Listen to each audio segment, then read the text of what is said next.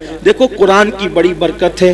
میرا یہ پیغام آج میں آپ کو دینا چاہتا ہوں, کم سے کم اپنی عادت بنائیں کہ سونے سے پہلے 4-5 آیتیں ہی پڑھ لیا کریں, ایک رکوع ہی پڑھ لیا کریں, ضرور پڑھیں. آپ دیکھیں قرآن شریف میں ایک سورت ہے, قرآن شریف میں ایک سورت ہے, اگر سونے سے پہلے اس سورت کو آپ پڑھ لیں, روزانہ پڑھنے کی عادت ڈالیں, تو یہ سورت کی تاثیر یہ ہے کہ آپ جو سوچو گے وہ ہوگا, جو سوچو گے وہ ہوگا. اس سورت کا نام ہے سورہ مزمل. 2 رکوع پر مشتمل ہے یہ سورت, اور 5 منٹ سے بھی کم کا وقت لگتا ہے. 5-6 دن اگر آپ اس کو ریگولر پڑھیں گے نا سورہ مزمل کو, تو آپ کو یہ زبانی یاد ہو جائے گی, اور آپ سورہ مزمل پڑھنے کے عادی بنے. جادو سے بچیں گے, سحر سے بچیں گے, بلاؤں سے بچیں گے, یہ ہے. پھر بھوکمری سے بچنا ہے, فاقہ کشی اور غربت سے, یعنی مالدار بننا ہے. سوتے ٹائم سورہ واقعہ کی تلاوت کر. سورہ واقعہ مالدار بنانے والی سورت ہے. ایک مرتبہ حضرت سیدنا عبداللہ ابن مسعود رضی اللہ تعالیٰ, آپ کے وصال کا وقت قریب تھا. حضرت سیدنا عثمان غنی آپ کے گھر گئے, اور جانے کے بعد کہنے لگے, بھائی عبداللہ آپ کی بڑی دینی خدمات ہے, اب ایسا لگتا ہے کہ تم دنیا میں زیادہ دن تک نہیں رہو گے, اور تمہاری بیٹیاں ہیں, اور آپ مجھے وصیت کر دیں کہ میں آپ کی بیٹیوں کے لیے کیا خدمت کر سکتا ہوں. حضرت عبداللہ ابن مسعود اٹھ کر بیٹھ گئے, کہنے لگے, عثمان میرے بھائی یاد رکھو, میری بیٹیاں کبھی بھوکی نہیں رہے گی, میری بیٹیاں کبھی فاقے سے نہیں رہے گی, میری بیٹیوں کو کبھی مال کی تنگی نہیں ہوگی, آپ پیسوں کی بات نہ کریں. حضرت عثمان غنی نے کہا, کیوں عبداللہ, ہم تو یہ سمجھ رہے تھے کہ تمہارے پاس مال نہیں ہے, اتنے یقین سے جو بات کہہ رہے ہو ایسا لگتا ہے کہ شاید تم نے بیٹیوں کے لیے بہت مال اکٹھا کر رکھا ہے. عبداللہ بن مسعود کہتے ہیں, نہیں, بیٹیوں کے لیے مال اکٹھا نہیں کیا ہے, مجھے اپنے نبی کے فرمان پہ بھروسہ ہے. اللہ کے رسول علیہ السلام نے فرمایا کہ جو سونے سے پہلے سورہ واقعہ کی تلاوت کر لے گا اس کے گھر میں کبھی فاقہ کشی نہیں ہو سکتی. میں نے میری بیٹیوں کو سورہ واقعہ کی تلاوت کرنے کا عادی بنا دیا ہے, جب تک وہ سورہ واقعہ پڑھتی رہے گی انشاءاللہ کبھی ان کو فاقہ کشی کی نوبت نہیں آئے گی. یہ صحابہ کا یقین تھا. بہت ساری بچیوں کو رشتے نہیں آتے, سورہ یاسین پڑھیں, عصر کے بعد پڑھیں, ان کو اچھے رشتے آئیں گے.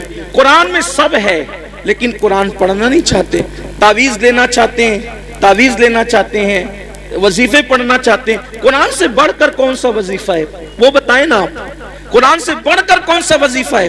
دیکھو حضور غریب نواز رضی اللہ تعالیٰ جے پال جوگی کے سارے جادو کا جواب صرف ایک آیت سے دیا ہے غریب نواز نے, اس کو آیت الکرسی کہتے ہیں. آیت الکرسی سے جے پال جوگی ہار گیا, غریب نواز کے مقابلے میں نہیں آ سکا. وہ سورہ فلق سورہ ناس پڑھ کے دم کیجئے, نظر بد ختم ہوگی.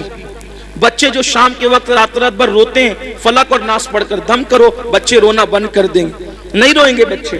نظر لگتی ہے 3 مرتبہ لیلاف قریش پڑھو, نظر فوراً ختم ہوگی. اب آپ کہیں گے ہم تو کرتے ہیں نا لیکن اثر نہیں ہوتا. یہی بات خاص ہے, یہ بات خاص ہے. ایک مجھے بہت خوبصورت بات یہاں یاد آئی. ہمارے مرشد آبرو سلسلہ چشتیہ شہباز اولیاء حضرت سیدی بابا فرید الدین گنج شکر رضی اللہ تعالیٰ, یہ سلسلہ چشتیہ کی آبرو ہے. بابا فرید بڑے پیارے بزرگ ہیں. بابا فرید الدین, غریب نواز نے کہا تھا, قطب الدین ایسے شہباز کا تو نے شکار کیا ہے کہ اس کے ذریعے سے قیامت تک تیرا نام زندہ رہے گا. بابا فرید کے پاس ایک عورت آئی اور آ کر کہتے, سرکار میری بیٹی کی شادی ہے, پیسوں کا انتظام نہیں, سرکار انتظام کر دیں. اب وہ اللہ والے لوگ, اور بابا فرید جیسا اللہ والا, بابا فرید جب پاک پٹن میں رہنے گئے تھے شروع میں, تو ایک درخت کے نیچے قیام تھا, اور جو کپڑوں کی پوٹلیاں اور جو سامان کی گٹریاں تھی نا, وہ رکھنے کو جگہ نہیں تھی. پنجاب کے لوگ یعنی پاک پٹن کے لوگ بہت ستاتے تھے, رہنے نہیں دیتے تھے. تو سامان کہاں رکھیں اپنا, تھا تو تھوڑا ہی سامان, جگہ تو چاہیے, تو درخت پہ لٹکا کر رکھتے تھے سامان. اب جس کا خود کا چھت نہ ہو اس کے پاس آئیے کیا کہنے, میری بیٹی کی شادی نہیں, شادی ہے, پیسے کا انتظام نہیں. اب بابا فرید, اور بابا فرید, فرید مطلب فرید, یہ ان کا نام نہیں فرید, ان کا نام ہے مسعود اور ان کا لقب ہے فرید. فرید کا مطلب ہوتا ہے یکتا, یکتا, بے ہمتا, کوئی ہمسر نہیں, کوئی ثانی نہیں. ان کے دور میں وہ تھے فرید الدین. بڑھیا آئی, آنے کے بعد کہا پیسوں کا انتظام نہیں. سرکار بابا فرید نے کہا ایک کام کر مائی, وہ سامنے جو ڈھیلا پڑا ہے نا مٹی کا, وہ ڈھیلا میرے پاس لا. وہ ڈھیلا لائی, فرمایا پکڑ اس کو. اس نے ڈھیلا پکڑا. بابا فرید نے سورہ فاتحہ پڑھی 3 بار. کتنی بار؟ کون سی سورت؟ سورہ فاتحہ کا مطلب زور سے بولیے, الحمدللہ ہی سب کو یاد ہے نا. سورہ فاتحہ 3 بار پڑھی, دم کیا, فرمایا اس کو ڈھانک لے اور گھر جا کے کھولنا. ڈھانک لیا, گھر جا کر کھولا تو وہ سونا بن گئی. مٹی کیا بن گئی؟ سونا بن گئی. اب وہ شادی بھول گئی. انسان تو لالچی ہوتا ہے. بابا صاحب نے کتنا آسان طریقہ بتایا مٹی کو سونا بنانے کا. اس نے شادی بھول گئی, بولا یار ایک ڈھیلے پہ اگر پڑھنا ہی ہے سورہ فاتحہ تو پھر ایک ڈھیلے پہ کیا پڑھنا. وہ ڈھیلے ہی جمع کرتی رہی مٹی کے, پورا گھر بھر دیا ڈھیلے سے. اور جب رات ہوئی تو فاتحہ پہ فاتحہ, فاتحہ پہ فاتحہ, فاتحہ پہ فاتحہ پڑھتی رہی, پھونکتی رہی, پڑھتی. رات سے صبح ہو گئی, وہ مٹی کے مٹی رہی. اس نے کہا بابا صاحب نے تو میرے سامنے یہی پڑھا تھا, اس کے سوا کچھ نہیں پڑھا تھا, اب سونا بنا دیا. اور میں رات پر پڑھی, غصے میں صبح آئی, کہا سرکار کیا بات ہے یہ؟ فرمایا مائی کیا ہوا, تیرا مسئلہ تو حل ہو گیا, ناراض کیوں ہے؟ کہا کہ آپ نے سورہ فاتحہ پڑھا تو مٹی سونا بن گئی. میں پوری رات, آپ نے صرف 3 بار پڑھا تھا, میں پوری رات پڑھ پڑھ کے پھونکتی رہی, وہ مٹی کی مٹی رہی. اور صحیح بتانا آپ نے فاتحہ کے سوا کچھ پڑھا تھا؟ کہ نہیں, فاتحہ ہی پڑھا تھا, کچھ نہیں پڑھا تھا. تو کہا کہ آپ پڑھتے تو سونا, ہم پڑھتے ہیں مٹی. بابا صاحب نے مسکرا کے کہا او مائی فرید جیسی زبان تو لا, فرید جیسی زبان تو لا. کسی کو ٹائیفائڈ ہوتا ہے, ٹائیفائڈ کا مزہ, چائے پیتا ہے تو کیسی لگتی ہے؟ کڑوی. کیسی لگتی ہے؟ بولو چائے کڑوی ہے کہ زبان کڑوی ہے؟ کیا کڑوی؟ آدمی کہتا ہے چائے کڑوی ہے, آدمی کیا کہتا ہے؟ چائے کڑوی نہیں ہے. اگر چائے کڑوی ہوتی تو سب کو کڑوی لگتی. تیری زبان کڑوی ہو گئی ہے. کیوں؟ کیونکہ تجھے بیماری ہے, بیماری کی وجہ سے تجھے چائے کڑوی لگ رہی ہے. ایسے ہی جیسے ٹائیفائڈ والوں کو چائے کڑوی لگتی ہے, ویسے ہمیں گناہوں کا ٹائیفائڈ ہو گیا ہے. جس دن یہ گناہوں کا ٹائیفائڈ ختم ہو جائے گا, ہم بھی سورہ فاتحہ پڑھیں گے اور مٹی سونا بنتی چلی جائے گی. لیکن کوئی بیماری کے یہ گناہوں کے ٹائیفائڈ سے نکلے تو صحیح.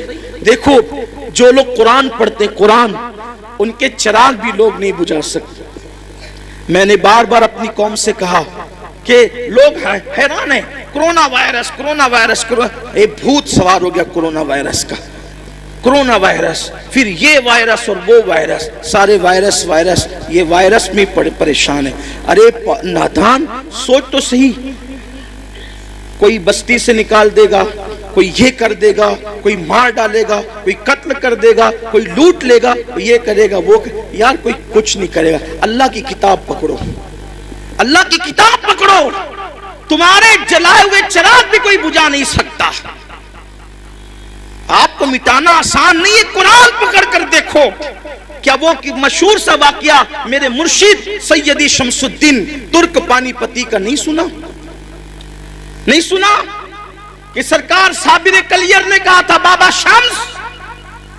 شمس جب تجھ سے کرامت کا ظہور ہو سمجھ جانا میرا انتقال ہو گیا, اور آ جانا پھر سیدھے کلیر اور پھر میرا انتقال ہو چکا ہوگا, لیکن مجھے ہاتھ نہیں لگانا. شمس الدین ترک پانی پتی گئے, دن بھر فوج میں کام کرتے تھے, رات کو قرآن پڑھتے تھے. بادشاہ حملے پہ حملے کر رہا تھا, ناکام ہو رہا تھا. ایک دن بادشاہ نے رات کے وقت ہاتھ اٹھا کے دعا کی, مولا کامیابی نہیں ملتی. ارشاد ہوتا ہے طوفان آئے گا اور جس کا چراغ طوفان میں بھی جل رہا ہوگا. یہ تو آپ نے بار بار سنا, اس کا اینڈ سن لے آپ, آج خاص اس کا اینڈ سن لے. شاید اس کا اینڈ آپ نے نہیں سنا ہوگا اب تک. کم سے کم مجھ سے تو نہیں سنا ہوگا, اس کا اینڈ سن لے آپ. بادشاہ سے کہا طوفان آئے گا, چراغ نہیں بجھے گا. بادشاہ طوفان کا انتظار کرنے لگا. طوفان آیا, بادشاہ باہر نکلا تو خیمے سب کے اڑ گئے تھے. دیکھا کہ ایک چراغ جل رہا ہے, ایک چراغ جل رہا ہے, اور وہاں بیٹھ کر قرآن پڑھنے والا قرآن پڑھ رہا ہے. بابا شمدین کیا کر رہے تھے؟ قرآن پڑھ رہے. وہاں گئے, پیر پکڑ لیے, سرکار آپ دعا کر دے قلعہ فتح ہو جائے. فرمایا تو کسی غلط جگہ آ گیا, یہاں کیا ہے؟ تو کہا کہ حضور مجھے بتایا گیا خواب میں کہ جو صاحب کرامت ہوگا اسی کی دعا قبول ہوگی. کہا کہ صاحب کرامت بہت لوگ ہیں, میں تھوڑی. تو کہا کہ توجہ تو کریں, اس سے بڑی کرامت کیا ہوگی کہ لوگوں کے خیمے اڑ گئے اور آپ کا چراغ بھی نہیں بجھتا. یہ چراغ جل رہا ہے. وہ چراغ کیوں جل رہا تھا؟ حضرت شمس کا چراغ کیوں جل رہا تھا؟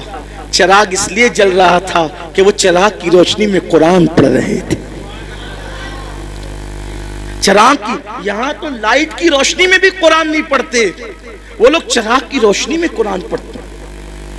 تو میری گزارش ہے قرآن کو عام کیا جائے, قرآن کو عام کریں, قرآن پڑھیں, قرآن پڑھائیں. اللہ تعالی ہم سب کو قرآن پڑھنے کی توفیق عطا فرمائے.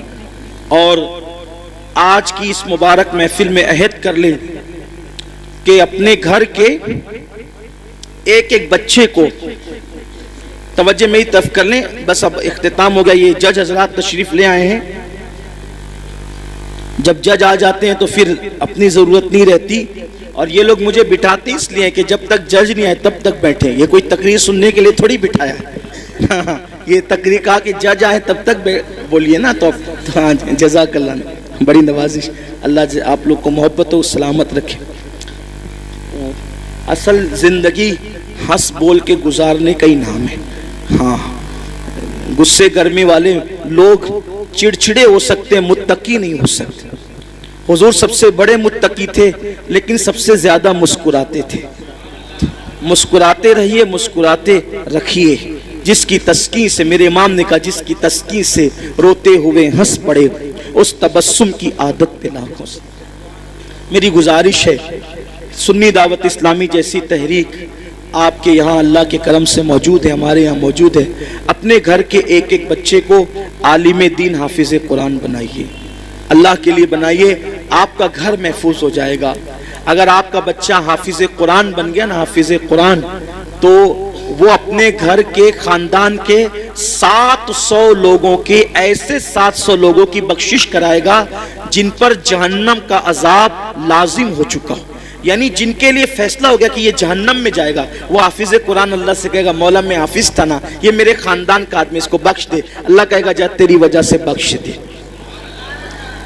700 لوگ, وہ اتنوں کو لے جائے گا تو اس حافظ کا مرتبہ کیا ہوگا, اور اس کے ماں باپ کا مرتبہ کیا ہوگا. سبحان اللہ, کیا مرتبہ ہوگا اس کے ماں باپ کے سر پر ایسا نورانی تاج رکھا جائے گا کہ اس کی روشنی سے پورا میدان محشر منور ہو جائے گا. اور اتنا آسان ہے بھائی, کتنا آسان ہے. میں یہ نہیں کہہ رہا ہوں آپ کو اسکول سے ہٹا لو, نہیں, اسکول پڑھتے ہوئے حافظ ہے.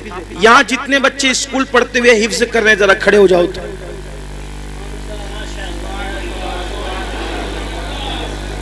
یہ سب بچے اسکول پڑھ پڑھ کے حفظ کر رہے ہیں, اور اس میں سے 6 بچے اس سال حافظ قرآن میں. کتنے؟ 5. تم کیا کر رہے ہو؟ 11ویں یہ بھی پڑھ رہے ہیں آرٹس میں, اور یہ حافظ قرآن. یہ 5 بچے یہی اسکول نہیں چھوڑنا, اسکول پڑھتے ہوئے دین دنیا دونوں ساتھ ساتھ بیٹھو. یہ میں نے اسی منبر پہ بیٹھ کر ختم قرآن کے وقت ایک بات کہی تھی کہ ہم وہ دور چاہتے ہیں کہ جو تراویح پڑھانے والا ہو وہ ڈاکٹر ہو, ٹیچر ہو, وکیل ہو, انجینئر ہو. انشاءاللہ یہ منظر آپ چند سالوں کے اندر اندر دیکھیں گے. آپ کا تعاون چاہیے, آپ کی مدد چاہیے. مدد اور تعاون میں یہ نہیں کہہ رہا ہوں کہ چندہ دے کر کرو, چندہ دینا ہو دو, مت دینا ہو مت دو, چندے کی کوئی بات نہیں ہے. دین کا کام اللہ رسول کی مدد سے چلتا ہے. اپنے بچے دو ہمیں, اپنے بچے. آپ سے ہمیں یہ تعاون چاہیے کہ آپ کے بچے چاہیے ہمیں. اور جیسے آپ اسکول کے لیے اپنے بچوں کو تنبیہ کر کر کے بھیجتے ہیں, ویسے مدرسے میں بھیجیے. یہاں اور رپورٹ مفتی صاحب نے کہا نا ہر مہینہ رپورٹ جاری ہے، محنت ہو رہی ہے۔ دارالعلوم میں جو بڑے دارالعلوم میں جو تنخواہ دی جاتی ہے سنی دعوت اسلامی وہ اس مدرسے میں دے رہی ہے پارٹ ٹائم پڑھانے والوں کو، وجہ کہ بچے اچھے سے تعلیم حاصل کریں، سلسلہ جاری رہے، مضبوط تعلیم ہو تو ماں باپ کے سر پہ تاج ہوگا، تاج۔ کچھ آخرت کے لیے کر لو۔ آپ کا بچہ، میں یہ تھوڑی کہتا حافظ بننے کے بعد آپ امامت ہی کرائیے، ارے حافظ بننے کے بعد آپ اس کو کرانہ دکان پہ بٹھائیے، سال بھر کرانہ دکان سنبھالے گا، اس کے بعد وہ رمضان شریف میں تراویح پڑھائے گا۔ اورنگزیب سال بھر حکومت سنبھالتے تھے اور رمضان شریف میں دلی کی جامع مسجد میں تراویح پڑھاتے تھے، اور کیسے حافظ بنے؟ اب وہ بات پوری بول کے پوری کر دیتا ہوں، ختم کر دیتا ہوں۔ جو لوگ سن چکے ہیں وہ سن چکے، جو نہیں سنے ان تک پہنچے۔ میری بہنوں تک میری آواز پورے شہر میں پہنچ رہی ہے، ماؤں سے بھی کہتا ہوں جنتی بننا ہے، موقع ہے، اپنے بچوں کو عالم حافظ بناؤ، آپ کے لیے نجات کا ذریعہ بنے گا آپ کا بچہ۔ اورنگزیب کے بیٹے حافظ قرآن بنے، حافظ قرآن بنے تو اورنگزیب نے کہا جاؤ بیٹا دادا کو سلام کر، یعنی شاہ جہاں کو، کس کو؟ صاحب عالم شاہ جہاں کو سلام کر کے وہ گئے، اور جانے کے بعد شاہ جہاں کو جن کا لقب تھا ہندوستان میں صاحب عالم، صاحب عالم ذل الہی، تاریخ میں ان کے القابات ہیں۔ بڑا بادشاہ، بڑا بادشاہ، اتنا بڑا بادشاہ ہو کر بھی کبھی تہجد نہیں چھوٹی اس شخص کی۔ شاہ جہاں تہجد گزار بادشاہ گزرا ہے، کبھی نماز نہیں چھوٹی اس شخص کی، شاہ جہاں جسے لوگوں نے تاریخ الٹ پلٹ کر دی، بادشاہوں سے بدگمان کرا دی۔ تو حضرت صاحب عالم شاہ جہاں سے کہا کہ جاؤ دادا کو سلام کر کے آؤ، شاہ جہاں کو سلام کر کے آؤ۔ یہ بیٹھے تھے قلعے میں، بچے آئے، دادا جان السلام علیکم۔ ہاں بیٹا سلام، عید ہے آج؟ نہیں دادا عید نہیں ہے، لیکن عید سے بڑا دن ہے۔ کہا کیا عید سے بڑا دن؟ تو کہا کہ آج ہم دونوں بھائیوں کا قرآن ختم ہو گیا، ہم نے حفظ کر لیا۔ کہا چلو بھاگو یہاں سے۔ اور دادا جی حفظ کیا نا؟ کہا ہاں اسی لیے بھگا رہا ہوں۔ کہا کیوں؟ اس میں تو بیٹا تیرے باپ کا فائدہ ہے، ہمارا کیا فائدہ ہے؟ تیرے باپ کے سر پہ جنت کا تاج سجے گا نا، ارے اس دن مجھے خوشی ہوتی کہ میرا بیٹا بھی حافظ قرآن ہوتا۔